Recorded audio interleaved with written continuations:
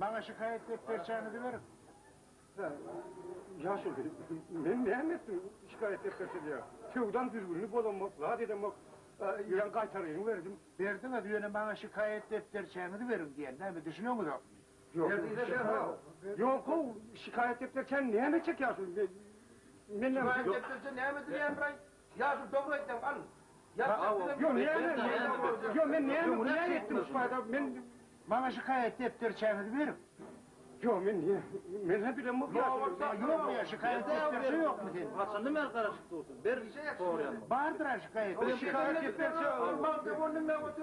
Yok ben niye mi günah edeyim mi aittim ya? Niye mi edeyim mi aittim mi? Onun verdiğim vereyim. Günah ettim diye bak bana şikayet ettireceğini verdi. Bizim kolumuzu koyuyor. Yok ben şuradan düzgün hep olamak.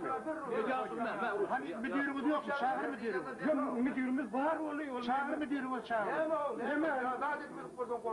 Niye mi? Şikayet ettireceğini verme korkuyan. Bir şikayet ettireceğim. Korkma.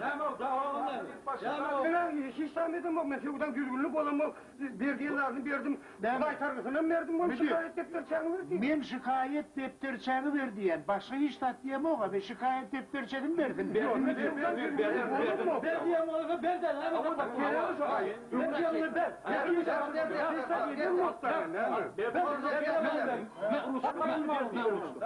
Nedir şikayet ettireceğini ver.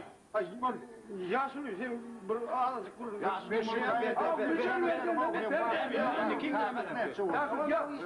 Ne açılıp ver. Bana var oğlum. Hasan'ın nerede olsun? Büyük mü akırı? Ben kol çekin. Ben yaşım.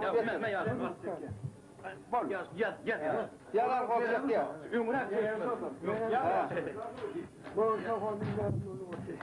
Hep verir. Hakikaten ya kol çekin. Ay verin çek. Be.